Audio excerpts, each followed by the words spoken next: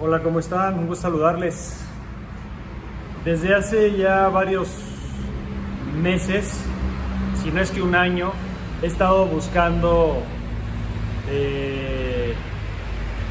pues puntos de referencia de qué se está haciendo en términos de defensa personal y protección, ¿sí?, en países y en regiones de Asia, Asia Menor, Medio Oriente, etcétera. O sea, estoy hablando del eje China, Corea, Japón, Indonesia, Tailandia, Birmania, ¿sí?, Camboya, Vietnam, Medio Oriente, bueno, pues Israel, ¿sí?, Arabia, etcétera, etcétera, ¿sí? Lo que se está haciendo en Europa también, lo que se está haciendo en América, ¿sí?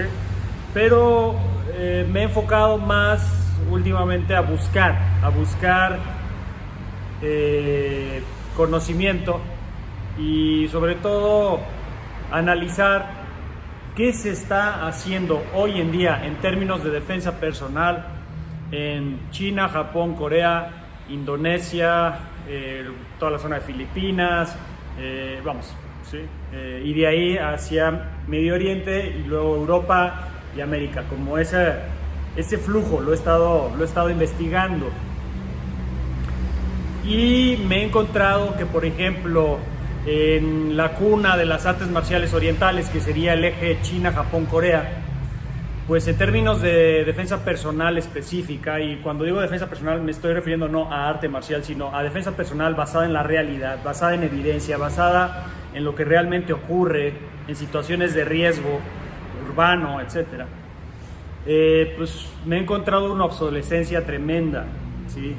China, Japón, Corea son prácticamente la cuna de las artes marciales orientales y creo que les pesa demasiado el linaje, ¿sí?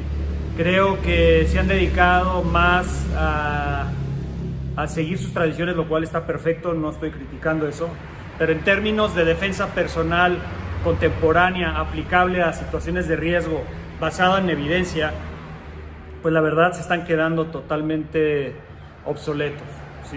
No he encontrado un solo entrenamiento, ni uno solo, de force on force, o sea, de resistencia, ¿sí?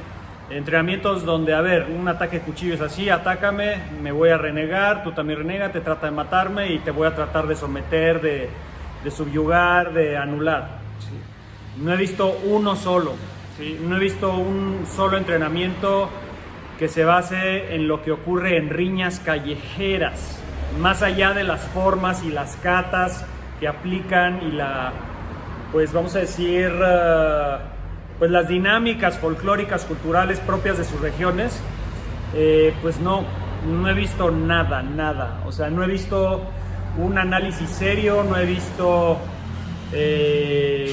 pues toda una serie de teorías tácticas basadas en evidencia y luego traducidas a entrenamientos, ¿sí?, técnicos, marciales. No he visto nada de eso. Todo el tema de manejo de armas, ya acabo de mencionar el tema del cuchillo, pues lo veo totalmente obsoleto. Incluso, por ejemplo, en Filipinas es la madre o es la cuna del manejo de cuchillo. Sí hay sparring de cuchillo, sí hay unas dinámicas súper avanzadas, increíbles de cuchillo, sí, nada que decir, pero esas dinámicas que están haciendo hoy en día, que representan el folclore filipino, ¿sí?, y también de Indonesia, o sea, toda esa zona, toda esa región que manejan el cuchillo y lo manejan muy bien, ¿sí? No veo congruencia en lo que ocurre en situaciones punzocortantes, ¿sí?, en temas de emboscada, en el ataque de pistón, en el ataque psycho, y cómo alguien realmente se podría defender. O sea, no veo entrenamientos de resistencia. Hay sistemas de cuchillo, sí, que hacen sparring, cuchillo contra cuchillo, sí, definitivamente, pero la verdad es que no he visto ni un solo entrenamiento donde los alumnos, y no nomás el instructor, sino los alumnos, de una forma regular y constante, hagan supervivencia contra cuchillo. O sea, que alguien se les venga encima con el cuchillo y realmente forcejeen y peleen por su vida. No lo he visto ni una sola vez. Pudiera haber, tal vez me estoy equivocando, pudiera haber también en China, en Japón, Corea, pudiera haber gente que está haciendo ya sparring en este sentido, por ejemplo con las punzocortantes, pudiera haber, pero ¿dónde? ¿Dónde? Si tienen ustedes algún material al respecto, pues compártanlo, me gustaría analizarlo. Por ejemplo, el tema de impacto, armas de impacto, también no veo muchos sparrings, ¿sí?, con armas de impacto. Y cuando me refiero sparrings, no me refiero a una modalidad competitiva, me refiero a prácticas de resistencia, donde yo agarro un foamy o agarro un palo de entrenamiento o algo de impacto de entrenamiento y te empiezo a pegar y tú me lo tienes que quitar y te tienes que defender. Eso no lo he visto, no lo he visto realmente. Hay muchos sparring, por ejemplo, lo que es Cali, etcétera, que usan ¿cómo se llama? La esgrima, todo eso que usan los bastones de ratán. Bueno, pues tienen sus peleas, lógicamente, muy buenas, ¿sí? De bastón de ratán, ¿sí? Y usan sus armaduras y todo, genial. Pero en defensa contra armas de impacto, pues hay muy poco, si no es que nada. Y lo poquito que hay no es muy conocido, vamos a decirlo así. Lo poquito que hay no es muy difundido, ¿sí? Y no es muy practicado tampoco. Esa es la verdad, en esas regiones. En temas de armas de fuego, sigo observando, por ejemplo, en Japón, China, Corea, unos desarmes de arma de fuego, algunos muy malos, unos muy fantasiosos, otros estándar, otros buenos, pero que no toman en cuenta el elemento manejo de distancia, el aftermath, o sea, qué sucede después del desarme, el forcejeo con las armas, o sea, cuando tú quieres desarmar a alguien y la otra persona no se deja, pues cómo tienes que, vamos a decir, seguirte saliendo de la trayectoria de tiro de esa arma, anular el mecanismo del arma, quitársela, que lo cual es bastante difícil, ya cuando alguien se está aferrando a su arma y estás forcejeando por esa arma. O sea, ese tipo de dinámicas no las veo por ningún lado, ¿sí? De por sí no hay mucho en el mundo occidental tampoco. O sea, ustedes analícenlo, muchos sistemas, si hablamos de Europa hacia América, etcétera, que ya sería el mundo occidental, pues tampoco hay muchos entrenamientos de fuerza a fuerza, no hay muchos entrenamientos de resistencia, casi nadie hace forcejeo con armas, ¿sí?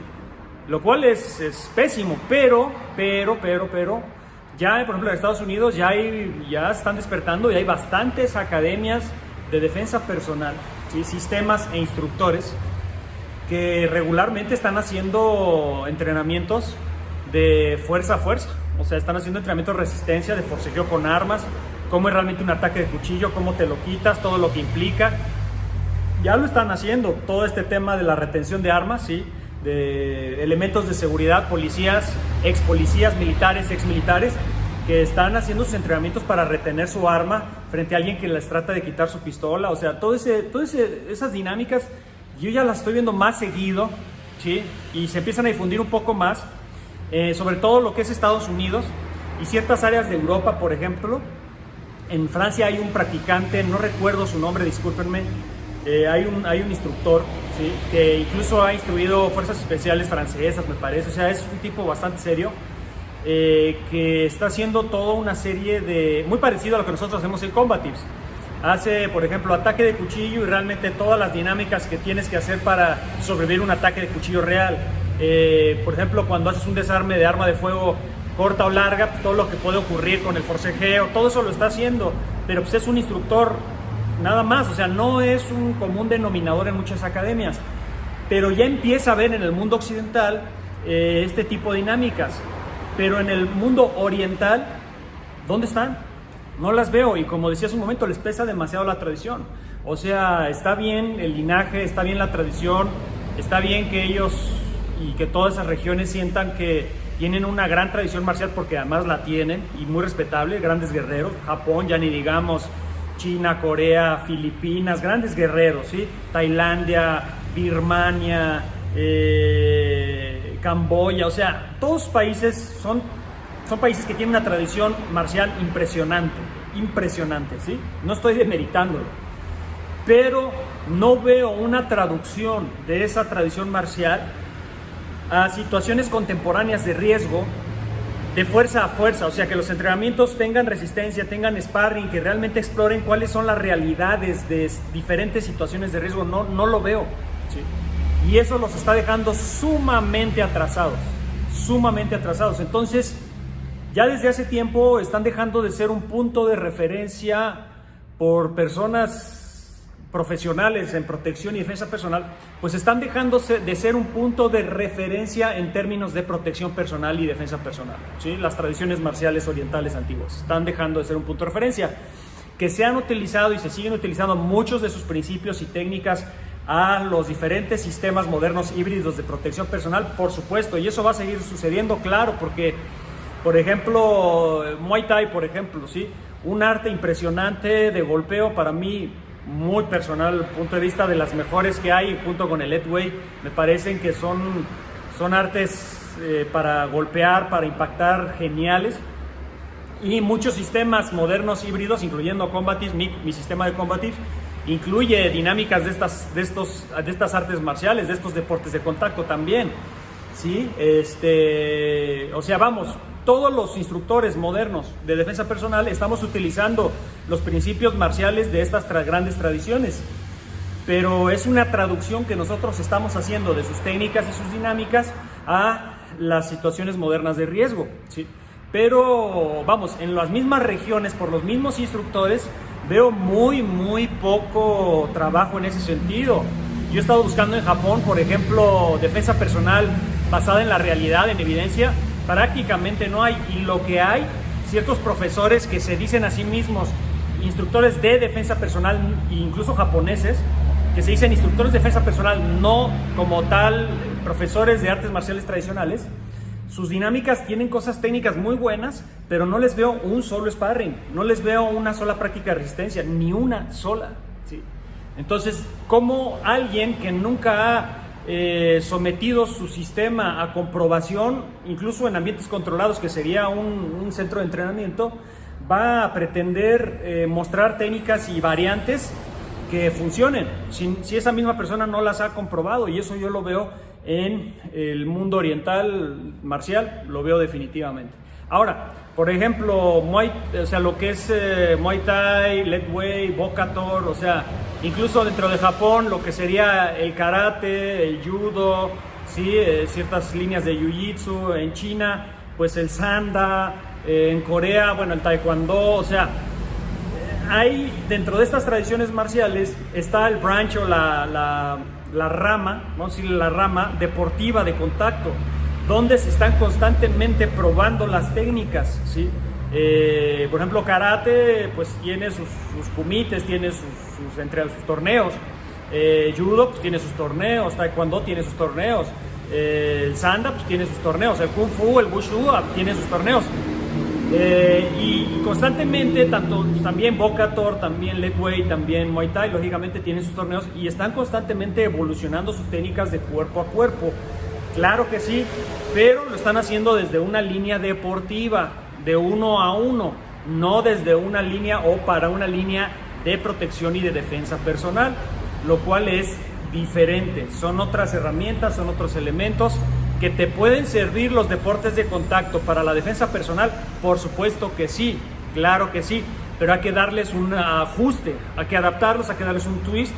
¿Para qué? Para que se adapten a las diferentes situaciones de riesgo, ya callejero o urbano, o violencia intrafamiliar, delincuencial, secuestro, tentativa de homicidio, ya cuando se involucran agravantes, o sea, cuando es más de un agresor, abuso sexual, acoso, o sea, vamos, el espectro es muy amplio, ¿sí? El panorama de seguridad o de inseguridad es muy amplio. Entonces, quererlo resolver todo con un deporte de contacto, pues es ignorancia, no se puede, ¿sí? Se tiene que ampliar ese deporte de contacto. Si es que uno va a enseñar a otras personas a defenderse y esas personas no quieren ser competidoras y no lo son, y no tienen esa estamina deportiva o competitiva, pues esa persona se quiere aprender a defender. Perfecto, ahí es cuando el instructor debe de ampliar su panorama y enseñar todas las posibilidades y probabilidades que pudiera tener esa persona en términos de situaciones de violencia, ¿sí? De agresión.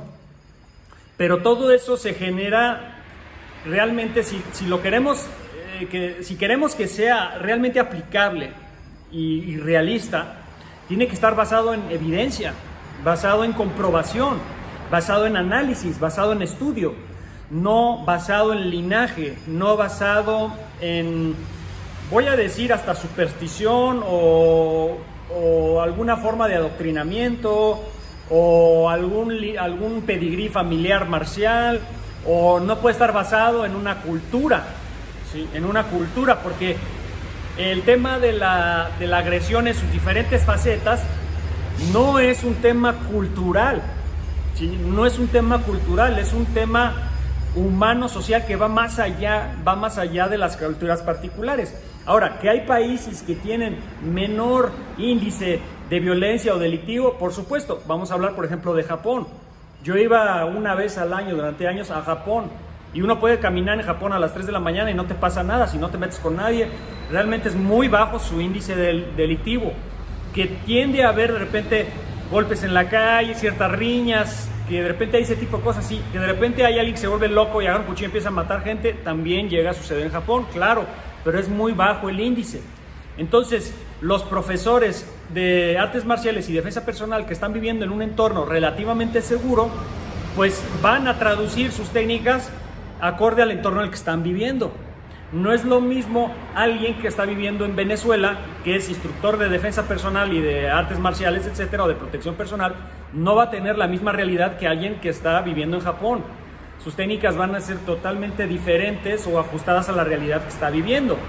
Entonces, por ejemplo, un instructor, no sé, en Noruega o en Austria, ¿sí? O en Suecia, bueno, pues va a enseñar, por ejemplo, en todas esas zonas el Krav Maga es muy concurrido, es conocido, y muchas personas van a aprender a defenderse, pero vamos, no tienen este background, no tienen este entorno ultraviolento que tenemos en los países subdesarrollados, tercermundistas. Por ejemplo, Filipinas, sumamente violento, ¿sí? Sumamente violento. Por ejemplo, los barrios bajos de Colombia, por ejemplo, ¿sí? Que ahí se maneja mucho la navaja, el cuchillo y la pelea de cuchillo, y hay mucho apuñalado, etcétera. O ya ni digamos, bueno, El Salvador, Honduras, ya no hablemos de México, ¿sí? O sea, son países subdesarrollados cuyo nivel de violencia delincuencial y no delincuencial es altísimo, altísimo.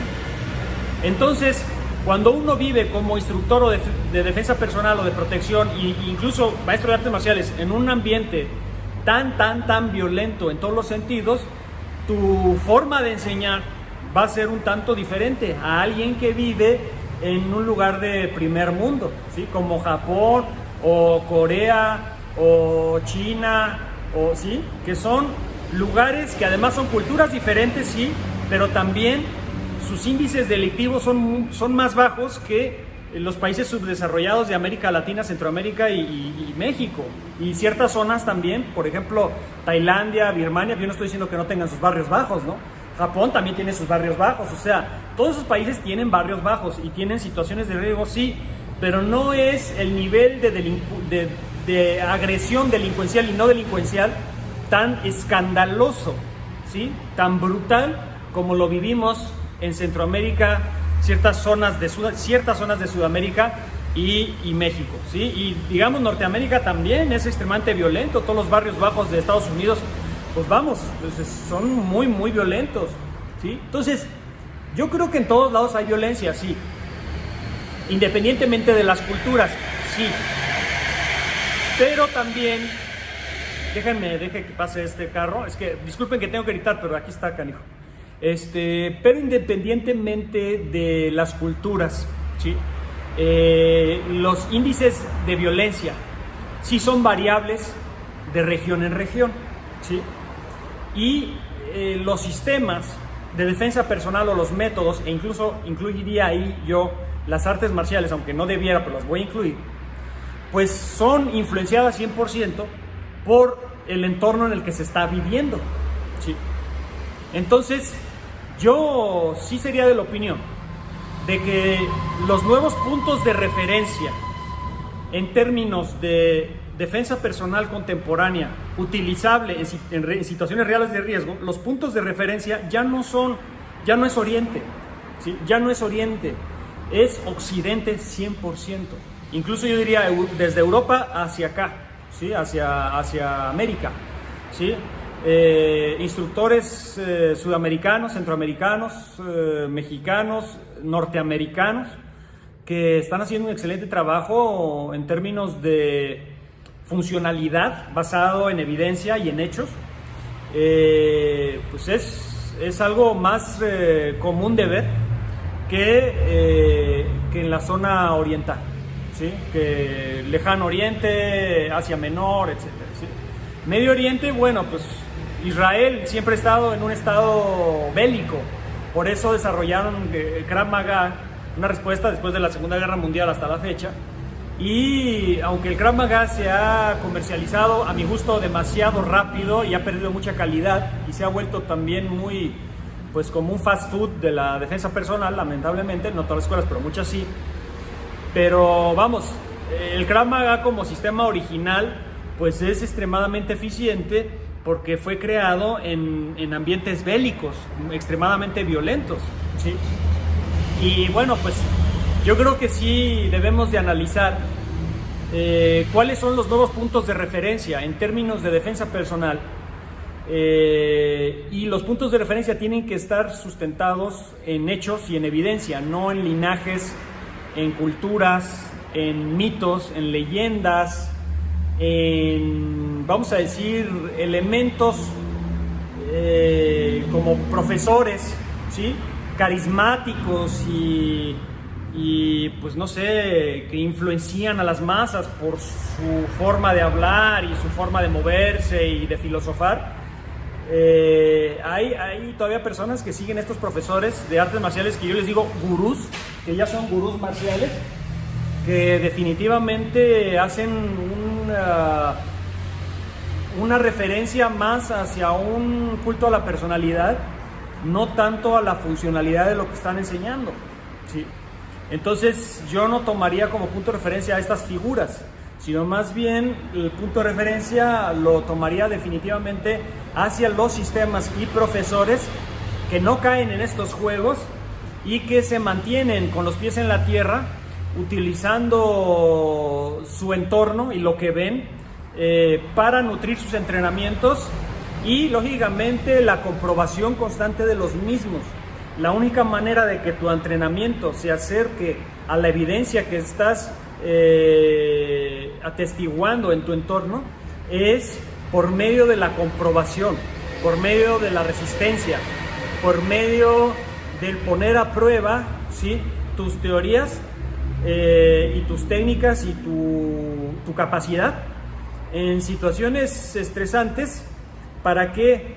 Para que tu capacidad se asemeje lo más que se pueda a las situaciones reales de riesgo, ¿okay? Entonces les dejo ese video, esa reflexión, y espero les sirva. Hasta luego.